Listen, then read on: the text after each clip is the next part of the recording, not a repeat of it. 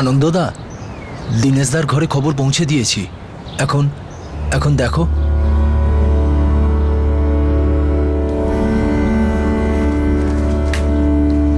বাসুদেব, দীনেশের ওখানে তো আমরা খবর পাঠিয়ে দিয়েছি, কিন্তু ওর মায়ের শেষ কাজ করতে বোধহয় আসবে না। আনন্দবাবু, আমার শালা দীনেশ ওনার ছেলে হয়। শেষ দেখা কি, অন্তিম সংস্কার তো ওকেই করতে হবে। আসবে না? আমার কথা শোনো, একবার অনিতাকে জিজ্ঞেস করে নাও কতক্ষণ অপেক্ষা করবে। উনি আমাদের প্রধান, উনি যেটা বলবেন আমরা সবাই সেটা মেনে নেব।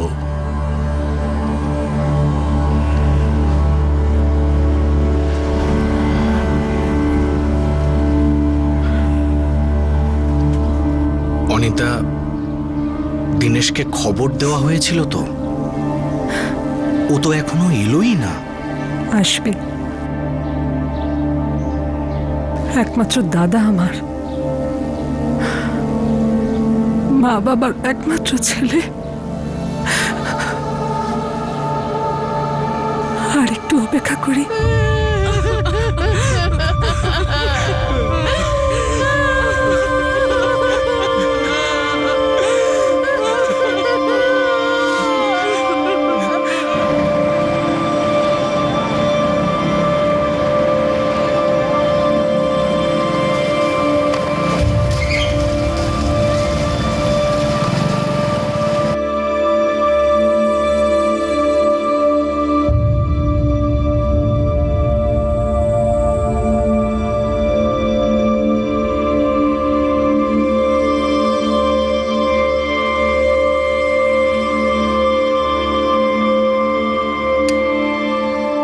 মা মারা গেছে।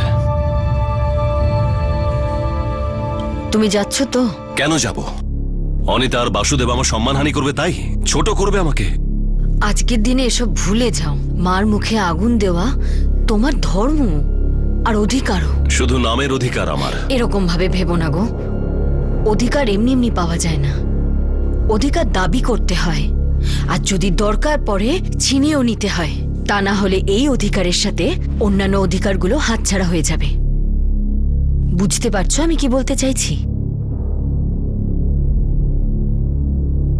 ছত্তিশগড়ের জগদীশপুরের বাসিন্দা নর্মদা সাহুর মৃত্যু হয়েছিল, কিন্তু তার ছেলে দীনেশ সাহু তার শেষকৃত্যে যোগ দিতে সম্মত ছিল না। দীনেশ সাহুর মনে নিজের মায়ের মৃত্যু শোকের থেকেও বেশি বোন অনিতা গৌড়ের বিরুদ্ধে অভিযোগ ছিল। এই অভিযোগ, এই ক্ষোভই দীনেশ সাহুর মনে এক অদ্ভুত ভয়ের জন্ম দিয়েছিল। কিন্তু এই অভিযোগের বীজ কবে বপন করা হয়েছিল? আর এখন প্রশ্ন হলো এটাই যে এই বৈরিতাই ক্ষোভের গাছ কত বড় হতে চলেছে।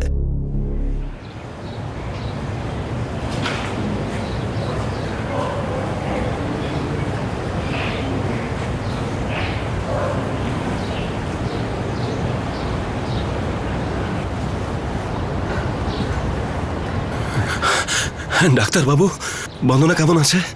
আমার বাচ্চা কেমন আছে? দীনেশ বাবু, ছেলে হয়েছে, কিন্তু ক্ষমা করবেন, আমরা বন্দনা দেবীকে বাঁচাতে পারিনি। এটা কিছুতে হতে পারে না। এটা কিছুতে। দেখুন, অনেক রক্ত বয়ে গেছে, আর বিপদের ব্যাপারে তো আপনারা আগে থেকেই জানতেন। শেষ পর্যন্ত সিজারিং মানে অপারেশন করতে হয়েছিল।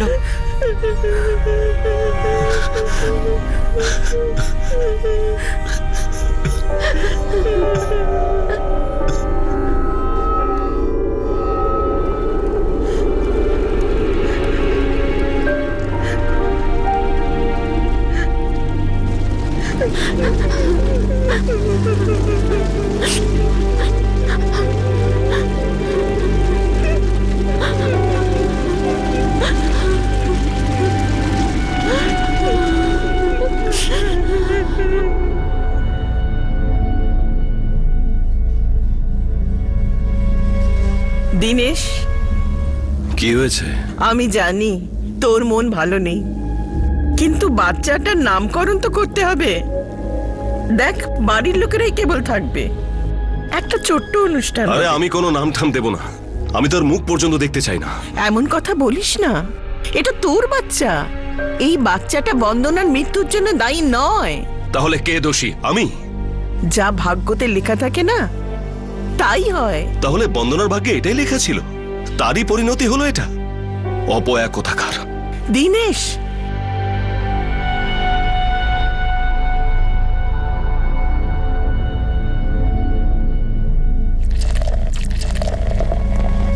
কোলে নেওয়া তো দূরের কথা, বাচ্চাটার দিকে কখনো তাকায়ও না। খুব মদ খেতে আরম্ভ করেছে। দিনেশ দাদা এমন কেন করছে? আচ্ছা, এটা তো ঠিক নয়। বাচ্চাটার কি দোষ আছে এতে? মা, আপনি যদি অনুমতি দেন তাহলে আমি দিনেশের সাথে কথা বলবো একবার। না না জামাই বাবা, তোমার মাঝখানে না থাকাই ভালো। কখন কি বাজে কথা বলে দেবে।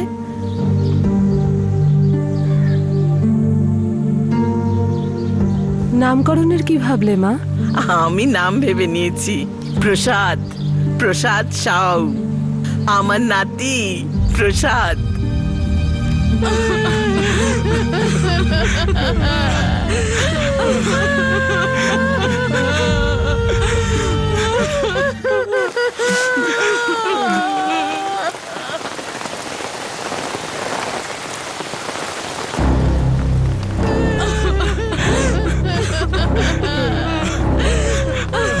মা, দিনেশ মামা আসবে না। আর কেনই বা আসবে? তুমি তো জানো কেন আসবে না। যা হয়েছে তা হয়েছে। মায়ের থেকে বড় তো আর কিছু নয় না রিতেশ। আরে দিনেশ দাদা ছাড়া মায়ের মুখাগ্নি কি করে হবে বল? হয় না তা। বাবা, মা বলছিল যে ঠাকুমা নাকি মারা গেছে। অন্ত্যেষ্টির জন্য চামচে পাঠিয়েছে। আরে আমার মাকে আমি মুখাগ্নি করব, আমারই অধিকার এটা। আমার অধিকার কেউ কোনো দিন ছিনে নিতে পারবে না। দিনেশ, আর রেগে থাকিস না। প্রসাদের তোর দরকার আছে, আর ভবিষ্যতে তোকেই ওর সবকিছু দেখতে হবে। আমি থাকি আর না থাকি, ওকে পড়াতে হবে, ওকে কত বড় করতে হবে, ওর বিয়ে দিতে হবে। আমি আবার বিয়ে করছি। আমার এক বন্ধু আছে, ওরই চেনা জানা একটা মেয়ে। ওর মা বাবার সাথে কথা হয়েছে, আমি দেখা করেছিলাম। জয়শ্রী নাম ওর। আমার পছন্দ হয়েছে। ও কি জানে তোর বিয়ে হয়েছিল আগে, একটা বাচ্চা আছে? জয়শ্রী, জয়শ্রী,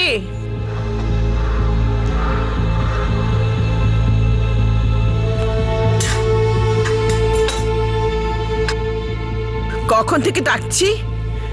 1 ঘন্টা হয়ে গেছে। প্রসাদের জন্য দুধ আনতে বলেছিলাম। মা, এই বাচ্চার দায়িত্ব আপনি নিয়েছেন, তো পুরোটাই আপনিই করুন। এ বাচ্চা দিনেশের, তার মানে তোমারও? একদমই না।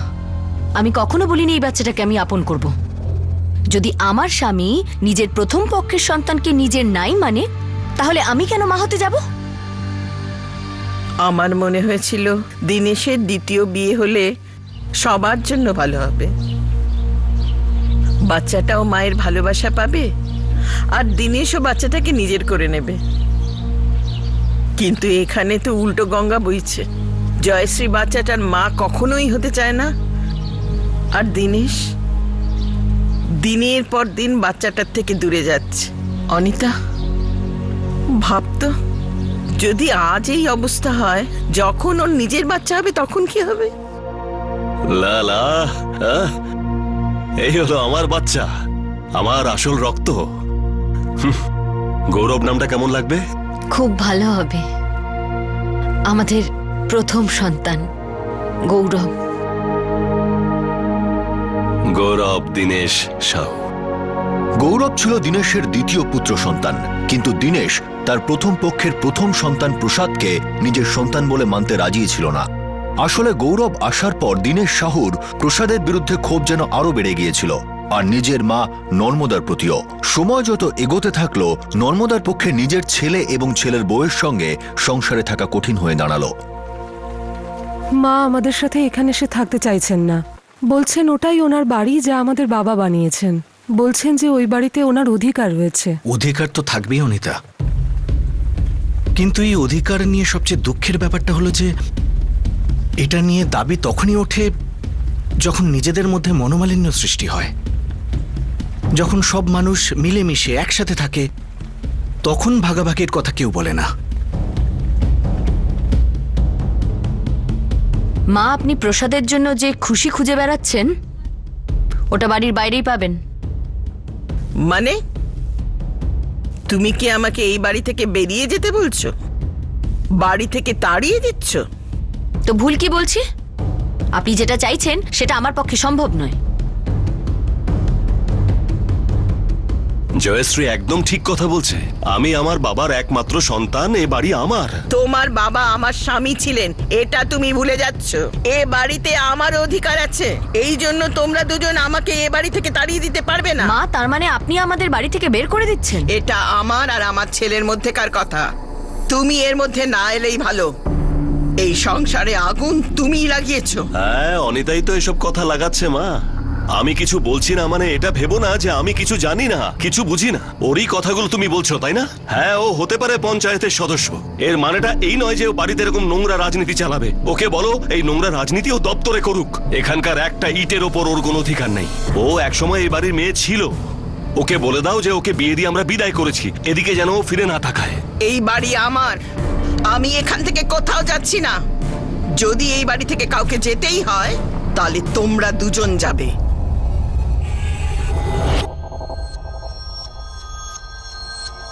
মা এরকম করবেন কোনোদিন ভাবতেও পারিনি আমি। মা এগুলো বলছে না জয়শ্রী, অনিতা বলছে। অনিতা মাকে কাঠপুতুলের মতো নাচাচ্ছে, আর ওই সুতো ধরে আছে বাসুদেব। ও আমাদের সবকিছু হজম করতে চায়। আর তুমি প্রসাদের কথা ভুলে যাচ্ছ। এটা তুমি দেখে নিও, আমি নিজের রক্ত দিয়ে তোমাকে লিখে দিতে পারি। যতদিন মা প্রসাদের দেখাশোনা করছে ততদিন এটা ওর অধিকার, এটা সেটা বলে সমস্ত কিছু দখল করে নেবে, আর তোমার ভাগেরটাও দখল করে নেবে।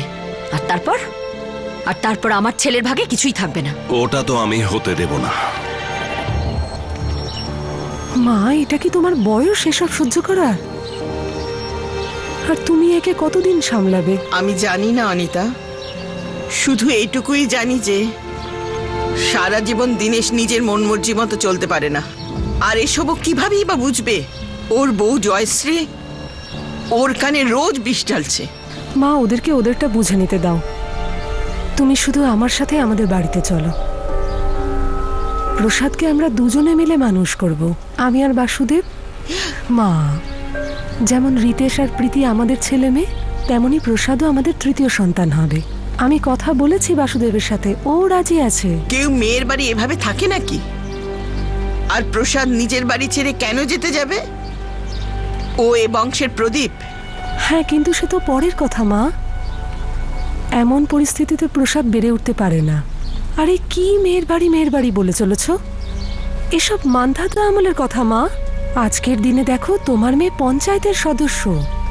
কখনো ভেবেছিলে এই দিনটা দেখবে? যুগ তো বদলে গেছে মা। যদি তোর দাদার মনটাও এভাবে পাল্টে যেত, ও প্রসাদকে নিজের করে নিত, ওকে ওর অধিকার দিত। এ সময় আমি তোমার কাছে আমার অধিকার চাইছি মা, মেয়ে হওয়ার অধিকার। যেমন দীনেশ দাদার তোমার উপর অধিকার আছে, তেমন আমারও রয়েছে। মা, আমারও তো ইচ্ছে করে তোমাকে হাসি খুশি দেখি। আমারও অধিকার রয়েছে যে আমি তোমার দেখাশোনা করি সারা জীবন। মেয়ে হওয়ার অধিকার, যেমন দীনেশ দাদার তোমার উপর অধিকার আছে, তেমন আমারও রয়েছে। মা, আমারও তো ইচ্ছে করে তোমাকে হাসি খুশি দেখি। আমারও অধিকার রয়েছে যে আমি তোমার দেখাশোনা করি সারা জীবন। দেখো অনিতা, মা যদি আমাদের সাথে একসাথে না থাকতে চান তাহলে একটা রাস্তা আছে। উনি আমাদের সাথে না হলেও আমাদের কাছে তো থাকতে পারেন।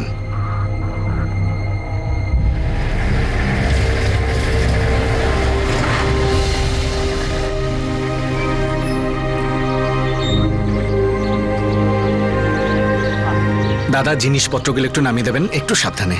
আসুন মা, আসুন আসুন আসুন, হাতটা দিন। মা, আমরা এক বাড়িতে না হলেও একসাথেই থাকবো। আপনি যদি এখান থেকে একটা ডাক দেন, অনিতার আমি শুনতে পাবো। আর হ্যাঁ, এসো সোনা। ওরে বাবা, কাঁদে না। মা, প্রসাদ আজকে থেকে আমাদের তৃতীয় সন্তান। আপনার সাথে থাকবে, কিন্তু আমরাই ওর মা বাবা। কাঁদে না সোনা।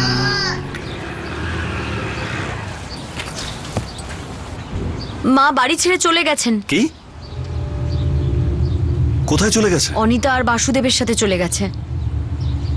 নিশ্চয়ই কোনো চালাকি এটা। আরে আর কি চালাকি থাকতে পারে? মা তো নিজের ইচ্ছায় গেছেন।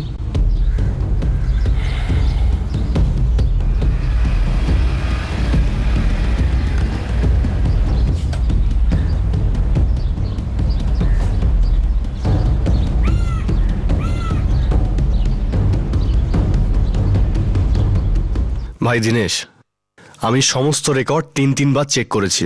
তোমার বাড়ি, তোমার জমি, সবকিছু তোমার বাবার নামে রয়েছে। তার মানে আমার, তাই না? হ্যাঁ ভাই, বাবার সম্পত্তিতে প্রথম অধিকার তো ছেলেরই হয়। একটা কথা বলবো প্রদীপ দা, এই জগদীশপুরে পঞ্চায়েতে আগে শুধু পুরুষরা ছিল, এখন মেয়েদের জন্য জায়গা হয়ে গেছে। আমার জায়গা জমিতে এরকম হবে না তো? আমার বাড়ি, আমার জমি, আমার বোন সবকিছুতে ভাগ চাইতে পারে? দেখো ভাই, এই সমস্ত ব্যাপার সব আইনি। আমার কাজ শুধু উপর থেকে আসা অর্ডারের পালন করা। আমি কোনো আইন অমান্য করছি না দাদা, আমি শুধু জিজ্ঞাসা করছি। দেখ ভাই দীনেশ, অধিকারের কথা যদি বলিস তাহলে সেটা আদালত ঠিক করবে। অধিকার তো যে কেউ দেখাতে পারে, যে কেউ দাবি করতে পারে। তার মানে তো আমার বাড়ি, আমার জমি সবকিছুতে আমার বোন ভাগ চাইতে পারে? যদি তোর মা চান তো তোর বোন অধিকার নাও পেতে পারে। মায়ের অধিকার বেশি নাকি আমার? এটা আশেপাশের গ্রামের প্রায় প্রত্যেকেই জানে যে তুই তোর মাকে বাড়ি থেকে বের করে দিয়েছিস। আরে এসব বাজে কথা প্রদীপ দা, নিজের ইচ্ছেই গেছে, আমি কখনো বাড়ি থেকে তার। আরে ঘুরে ফিরে তো কথাটা একই হলো। পুরো গ্রাম তোর বোন আর বোনের বরের সুনাম করছে। মেয়ে হয়েও সে ছেলের দায়িত্ব পালন করেছে। তোর বৃদ্ধ মা আর তোর প্রথম পক্ষে ছেলেকে ওই তো দেখাশোনা করছে। এটা তো মানতেই হবে। ওই আমার বোন অনিতা আছে না, ওর চালাকিটা একেবারে ঠিক। চালাকি ওর থেকে শিখতে হয়। এটাকে তুই চালাকি বলিস আর যাই বলিস, কিন্তু সত্যি তো এটাই যে তোর বোনই তোর বৃদ্ধ মাকে দেখাশোনা করছে। আর তোর বোন গ্রামের পঞ্চায়েতের সদস্য।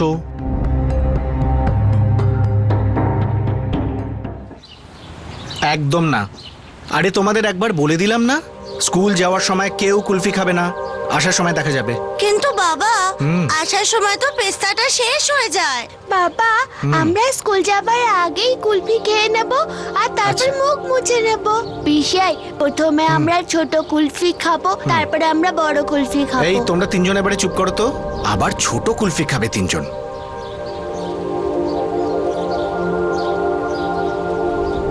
আচ্ছা মা, আমি বেরোচ্ছি। আরে আজকাল তো তুই দেখছি পঞ্চায়েতের প্রধান হয়ে গেছিস। এখনো দেরি আছে মা। 4 মাস পরে পঞ্চায়েতের নির্বাচন রয়েছে। এবার তোমার জামাই তো লড়ছে না। কেন? আরে ও তো খুব ভালো কাজকর্ম করছে, লোকে কত সম্মান করে। কিন্তু ওকে এখন ওর শিক্ষকতায় মন দিতে হবে। তো বলল অনিতা, এবার তুমি লড়ো। আরে বাহ, তাহলে তুই প্রধানও হবি। এখন মানুষ যদি চায় তো নিশ্চয়ই হব। ও এত ভালো ভালো কাজ করেছে, সেটাই এগিয়ে নিয়ে যাব। আমার মেয়ে এত বুদ্ধিমতী আর এত বড় কবে যে হয়ে গেল বুঝতেই পারলাম না। যদি তোর বাবা আজকে বেঁচে থাকতেন খুব খুশি হতো। তুমি তো খুশি হচ্ছ না? খুব খুশি হয়েছি। ব্যাস, আমার জন্য এইটুকুই যথেষ্ট। অনিতা গ্রামের প্রধান হলো, সন্তানরা বড় হতে লাগলো, কয়েক বছর কেটে গেল। কিন্তু তার মধ্যেই দীনেশ একবারও তার মা নর্মদা বা তার প্রথম পক্ষের সন্তান প্রসাদকে দেখতে এলো না।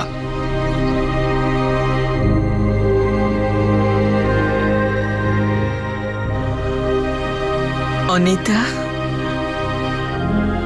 আমি যদি এখন চলে যাই তাতেও আমার কোনো আফসোস নেই। আমি খুশি মনেই চলে যাব। কেন এসব কথা বলছো? হ্যাঁ, কিচ্ছু হবে না তোমার, ঠিক হয়ে যাবে মা। লোকে বলে যে তুই আমার আসল ছেলে, কিন্তু আমি বলি সব মা বাবার যেন তোর মতো মেয়ে হয়। আপনি ঠিকই বলেছেন। গ্রামে সবাই বলে অনিতার মতো মেয়ে হয় না। পৃথিবীর সবকিছু একদিকে আর মায়ের সম্মান একদিকে।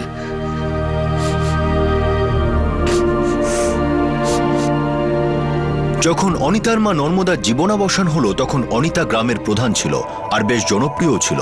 19 বছর কেটে গেছে। দীনেশ নর্মদার প্রসাদের মুখ পর্যন্ত দেখেনি। আর এখন নর্মদার মরদেহ উঠোনে শুয়ে অপেক্ষা করছে যে কখন দীনেশ আসবে আর নিদেন পক্ষে তার শেষ কর্তব্য পালন করবে। ভাই বাসুদেব, আমাদের আর অপেক্ষা করা উচিত নয়। দিনেশ আসবে না।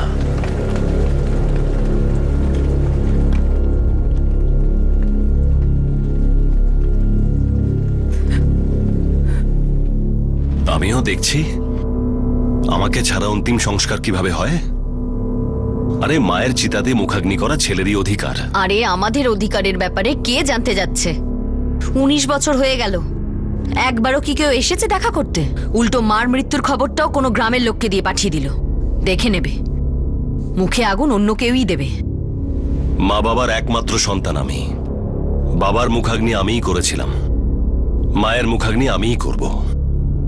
এটা আমার অধিকার, কেউ কেড়ে নিতে পারবে না। হরি বল, বলো হরি, হরি বল, বলো হরি, হরি বল, বলো হরি, হরি বল, বলো হরি, হরি বল, বলো হরি, হরি বল, বলো হরি, হরি বল, বলো হরি, হরি বল, বলো হরি, হরি বল, বলো হরি, হরি বল, বলো হরি, হরি বল, বলো হরি, হরি বল, বলো হরি, হরি হরি, হরি বল, বলো হরি, হরি বল, বলো হরি, হরি বল।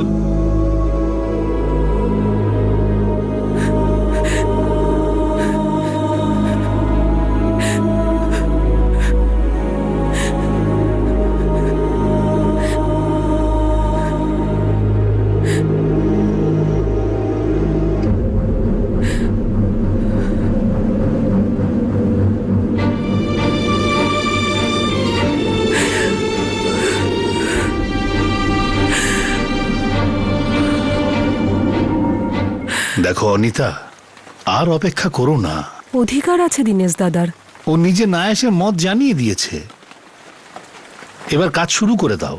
এছাড়া তোমার মায়েরও শেষ ইচ্ছা এটাই ছিল।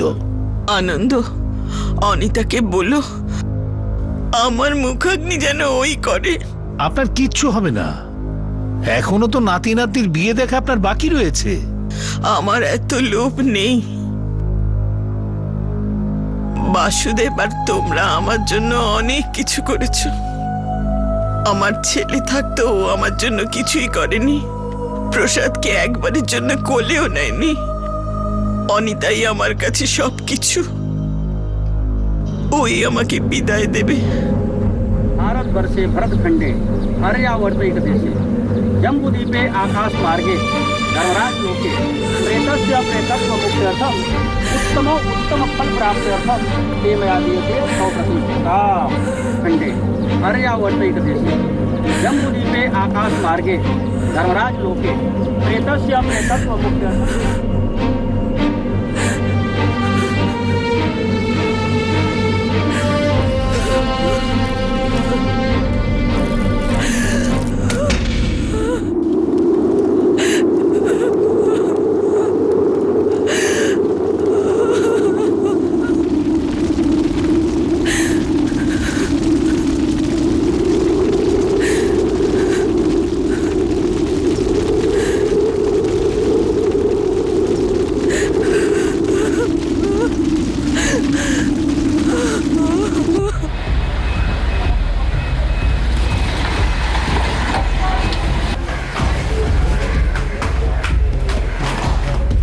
ঠাকুমার শেষ কার্য হয়ে গেছে, আর ঠাকুমার মুখে অনিতা পিসি আগুন দিয়েছে, আর কাজও পিসিই করবে।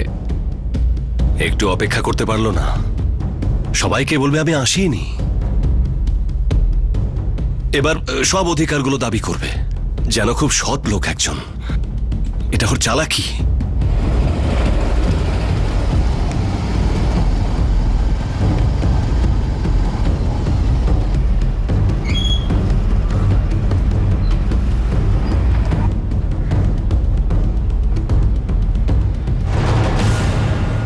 গত 19 বছর ধরে একই প্রশ্ন তুই আমাকে বারবার করছিস, যে তোর বাবার দলিলে কোনো পরিবর্তন হয়েছে কিনা। যখন নিজের রক্ত শত্রু হয়ে যায় না, তখন সামলে চলতে হয়। সামলে আর কতদূর যাবি তুই?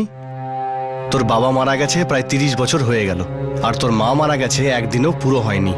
কিছুই বদলায়নি, না কাগজপত্র না তুই। আমার বোন বদলে গেছে, ধূর্ত নেকড়ে। যদি সত্যি কিছু বদলে থাকে, তাহলে তোর মায়ের জীবনটা বদলে গিয়েছিল, বিশেষ করে সেই দিন থেকে যেদিন তোর বোন তোর মাকে নিয়ে গিয়েছিল। আরে ওটা আমার বোনের চালাকি, আর এখন নিজে থেকে ওই মুখাগ্নি করে। ও অপেক্ষা করছিল, আমরাও করছিলাম। কতবার তোকে খবর দিয়েছি, তুই তো এলি না। মরদেহকে আর কতক্ষণ বাড়িতে রাখা যেত বল? আর এমনিতেও তোর মায়ের ইচ্ছে ছিল যে ওনার শেষকৃত্য ওনার মেয়েই যেন করে। আরে এটা কোনো গল্প কথা নয়, ওটা অনিতাই শিখিয়েছে, যাতে বাবার সম্পত্তিতে মায়ের অংশটা ওই পেয়ে যায়। এরকম হয় তো নাকি বলো? এরকমও করতে পারে? করতে চাইলে তোর বোন অনেক কিছু করতে পারত, কিন্তু এই সময় ও শুধু একটাই কাজ করছে, তোর মায়ের পিণ্ডদানের ব্যবস্থা। কালকে ঘাট কাজের নিয়মও হবে। যদি পঞ্চায়েত সমস্ত ক্ষমতা প্রয়োগ করে তাহলে দলিল পাল্টানো যেতে পারে, মানে সত্যিটা মিথ্যে হয়ে যাবে। তোর বোন এখন গ্রামের প্রধান, ও ঠিক করবে না ভুল করবে সেটা ওই জানে, আমি কিছু বলতে পারবো না।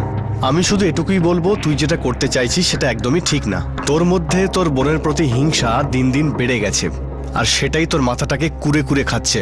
আর এই ভুল ধারণা তোকে কোথায় ফেলবে, কোথায় নিয়ে যাবে, এই ব্যাপারে আমি কিচ্ছু বলতে পারবো না। দলিল বদলে দেবে অনিতা, তাই না? হয়তো বদলানোর দরকারই পড়বে না, কারণ তোর মা তোর বোনকে নিজের ছেলে আর মেয়ে দুটোই মনে করতো।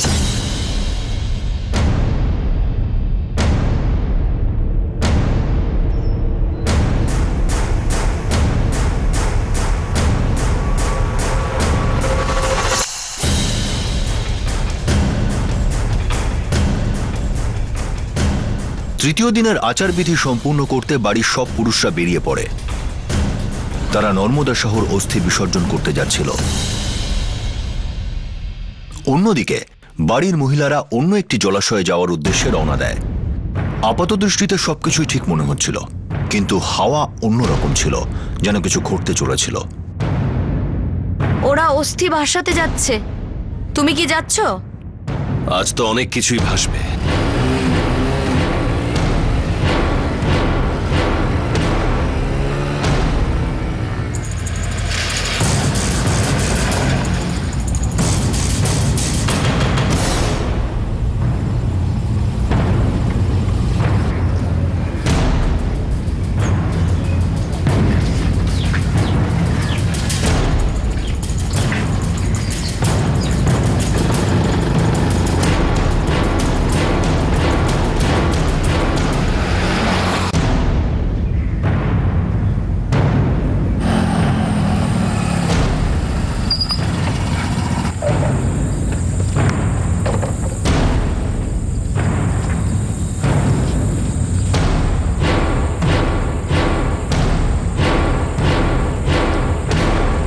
ओम ध्वा अंतरिक्ष शांति, पृथ्वी शांतिरपाय शांति, औषध्या शांति, वनस्पत शांति, विश्वदेवाय शांति, ब्रह्मा शांति।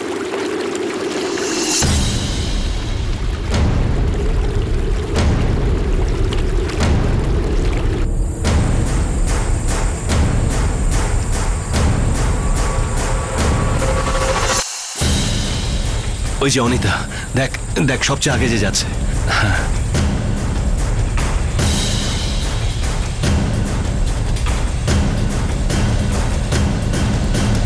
দেখ সবচেয়ে আগে যে যাচ্ছে।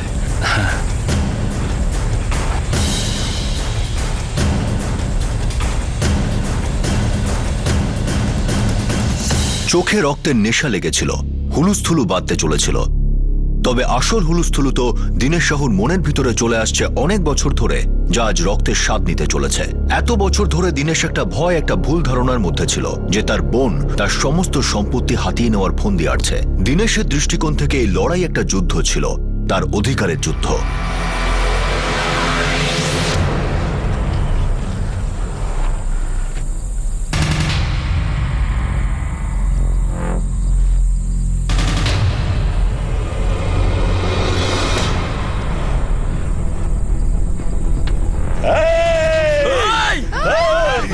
নিজেকে খুব চালাক মনে করেছিস?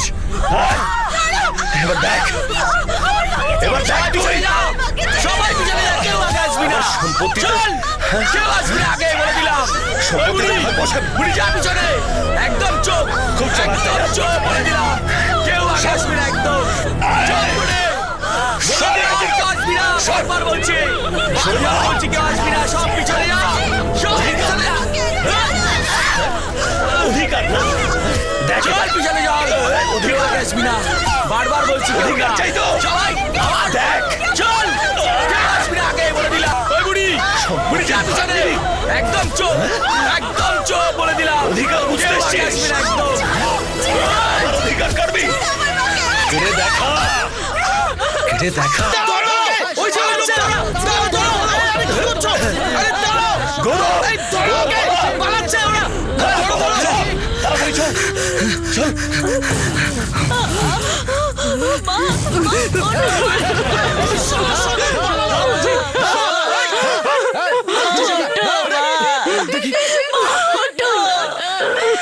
প্রদীপ, তাড়াতাড়ি গাড়ি বার কর, ওনার কত রক্ত বেরোচ্ছে, তাড়াতাড়ি যা। শোনো গণেশ দা, আমি বরঞ্চ পুলিশকে ফোন করি। তাড়াতাড়ি কর, কিন্তু তার আগে ওনাকে এক্ষুনি হাসপাতালে নিয়ে যেতে হবে। তাড়াতাড়ি।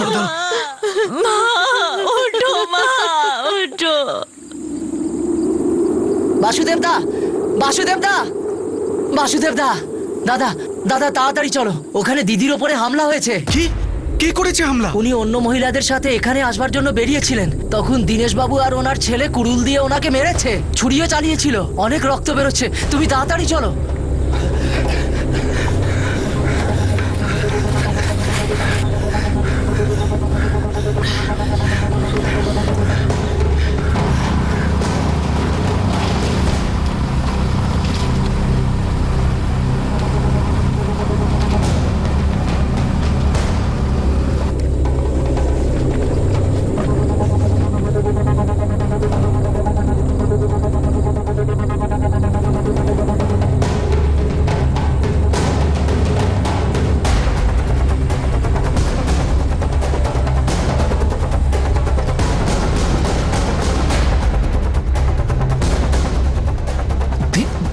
দীনেশ? ওই তো দীনেশ।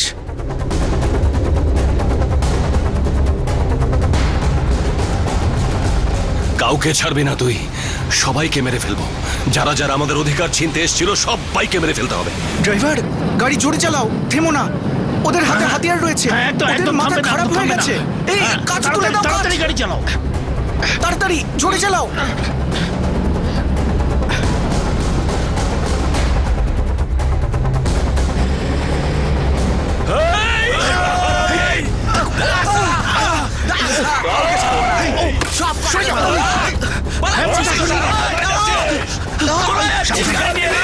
দীনেশ পুরো পাগল হয়ে গেছে। কোথায় যাচ্ছে? কোথায় পালাচ্ছিস? জোরে চালাও। ক্ষমতা রাখতে দাও।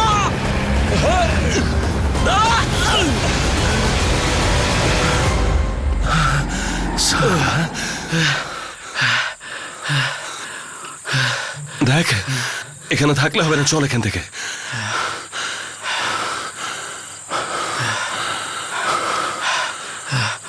মা আর মেয়েকে গ্রামের ছেলেরা হাসপাতালের দিকে নিয়ে গেল।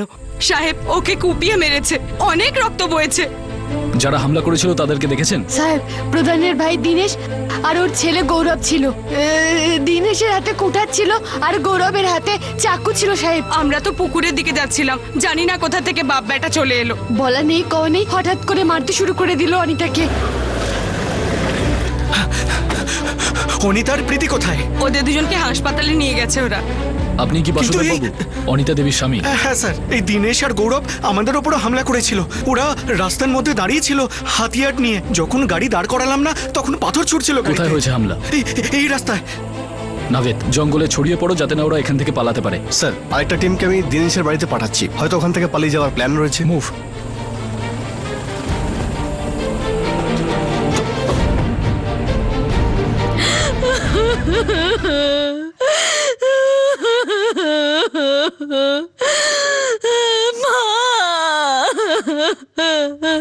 সবাই বন্দুক নিয়ে রেডি হয়ে চারিদিকে ছড়িয়ে পড়ো।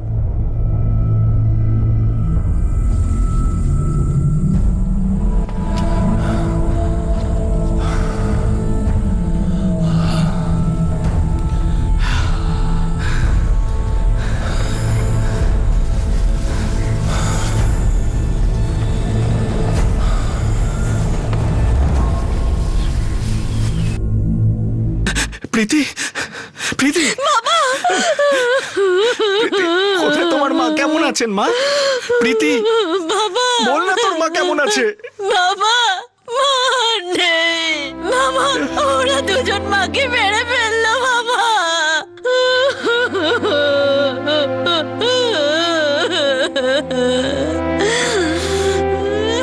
বাসুদেব বাবু, আমরা ওনাকে তাড়াতাড়ি এখানে আনার চেষ্টা করেছিলাম, কিন্তু অনেক দেরি হয়ে গিয়েছিল।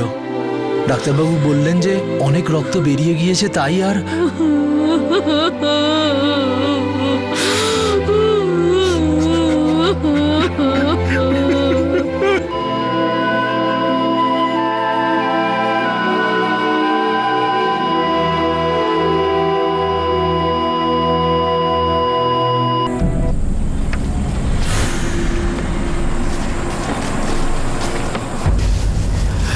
কিছু শুনলি? হ্যাঁ বাবা, কেউ আসছে মনে হচ্ছে।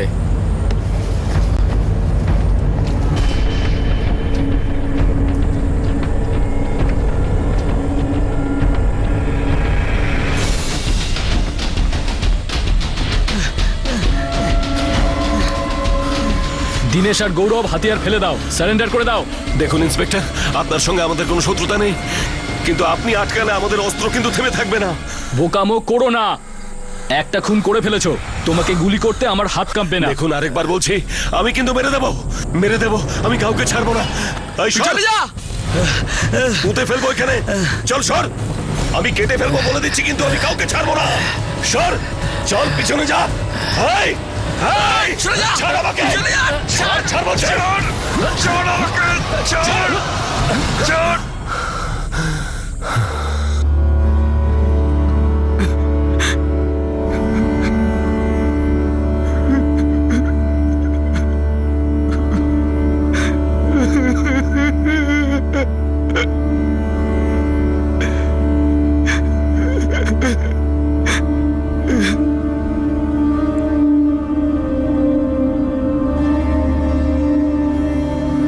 দীনেশ সাহু, তোমরা তোমাদের উদ্দেশ্য সফল করেছো। অনিতা দেবী, তোমার বোন, হসপিটালেই মারা গেছে। এবার চার্জ হত্যার লাগবে। এসব ধারা ফারাতে আমাদের কিছু যায় আসে না ইন্সপেক্টর সাহেব। কোনো ভুল করিনি আমরা, যা করেছি ঠিক করেছি। ওই মহিলা এরকম ছিল। ওই মহিলা বোন ছিল তোমার, যে শুধু তোমার মাকেই দেখাশোনা করতো না, তোমার বড় ছেলেরও দায়িত্ব নিয়েছিল। 19 বছর ধরে শুনে আসছি যে ও আমাদের সব দায়িত্ব নিয়েছিল, কিন্তু এটা কেউ জানে না যে এটা ওর চালাকি ছিল। ও জেনে বুঝে এসব কাজ করেছিল যাতে আমাদের সব কিছু ওর নিজের হয়ে যায়। আমার মাকেও আমার থেকে ছিনিয়ে নিয়েছিল। কেউ কিচ্ছু করেনি দীনেশ। পুরো 19 বছর তুমি তোমার মা আর ছেলের সঙ্গে দেখা করনি। এটা অনিতার চাল ছিল, নেকড়ে ছিল, নেকড়ে অনেক দূর ভেবে রেখেছিল। সবাইকে বলতে চেয়েছিল যে ছেলে আর মেয়ে সবার কাজটাই ও একা করছে। আমার ব্যাপারে অনেক মিথ্যে কথা বলতো, তার উপর পঞ্চায়েত প্রধান ছিল। এমন কোন কাজও করেনি আমার মা আর ছেলেকে আলাদা করার জন্য। সম্পত্তির ভাগ নিয়ে নেবে বলে মুখাগ্নির অধিকারও আমার থেকে ছিনিয়ে নিয়েছে। ওই অধিকার শুধু আমার ছিল, আমার। বাজে কথা বন্ধ করো দীনেশ, আমরা সবকিছু জিজ্ঞাসাবাদ করেছি।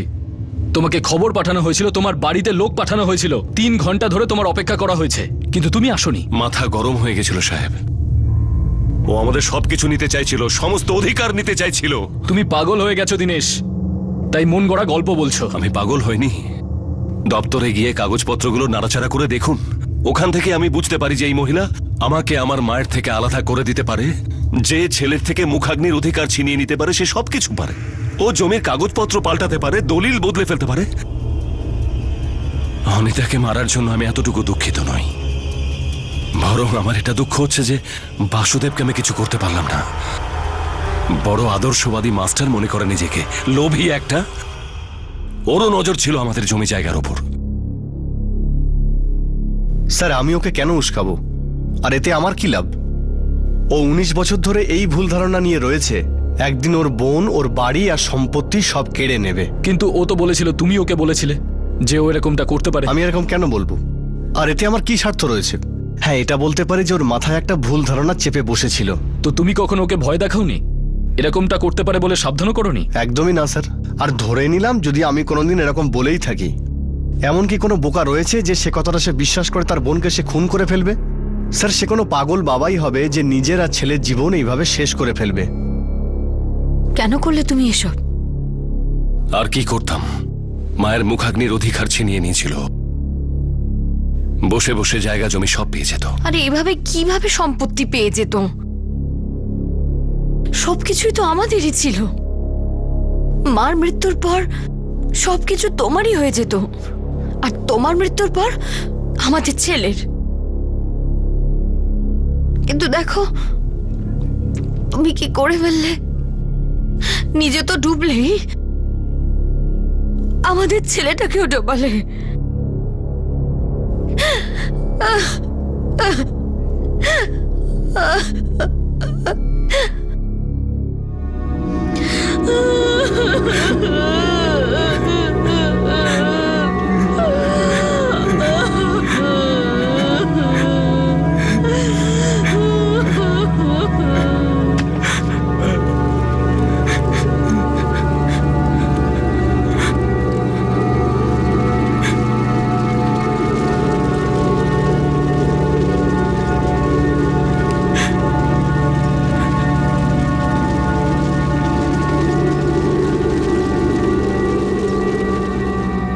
দীনেশ সাহু আর তার ছেলে গৌরব সাহুকে আইপিসির 302 ধারা অনুযায়ী হত্যার অপরাধে গ্রেফতার করা হয়েছে। এখন দুজনই আইনি হেফাজতে আছে। এই হত্যাকাণ্ড গোটা গ্রামকেই কাঁপিয়ে দিয়েছিল। অনিতা গ্রামের প্রধান ছিল, আর এই গ্রামের প্রত্যেক পরিবারের সঙ্গে তার সম্পর্ক ছিল।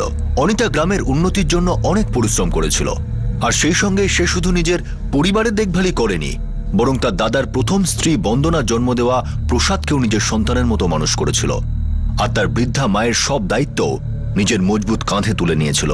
অন্যদিকে দীনেশ এমন এক ভয় আর ভ্রান্তির শিকার ছিল যার কোনো ভিত্তি ছিল না। নিজের অধিকারের বিষয় তো দীনেশ বেশ উত্তেজিত হয়ে উঠত, কিন্তু সেই উত্তেজনা সে নিজের দায়িত্ব পালনের ক্ষেত্রে কখনো দেখায়নি। 19 বছরে দীনেশ তার মা আর তার প্রথম সন্তান প্রসাদকে দেখতে কখনো আসেনি, আর এই ঘটনার সাক্ষী ছিল গোটা গ্রাম। আর এখন এত বড় সাংঘাতিক অপরাধ করার পরেও তার কোনো অনুশোচনা ছিল না। অত্যন্ত দুঃখজনক বিষয় হলো যে অনিতা গৌরকে এইভাবে নিজের দাদার হাতে প্রাণ খোয়াতে হলো। পারিবারিক সম্পর্কের মধ্যে ব্যক্তিগত অনুযোগ, রাগ, হিংসা, মনোমালিন্য, এই সমস্ত অনুভূতি দীর্ঘকাল যাবৎ গোপন করা সম্ভব।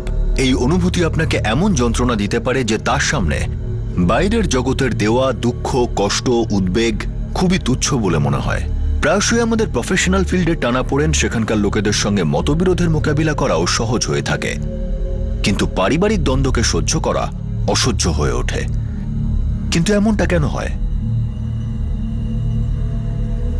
আপনাদের সঙ্গে আবার দেখা হবে ক্রাইম পেট্রোল সতর্কতে আরো একটা নতুন কেস নিয়ে। ততক্ষণ নিজের খেয়াল রাখবেন, সুরক্ষিত থাকবেন, সুস্থ থাকবেন, আর মনে রাখবেন সঠিক সময় সঠিক পদক্ষেপ। সতর্ক থাকুন।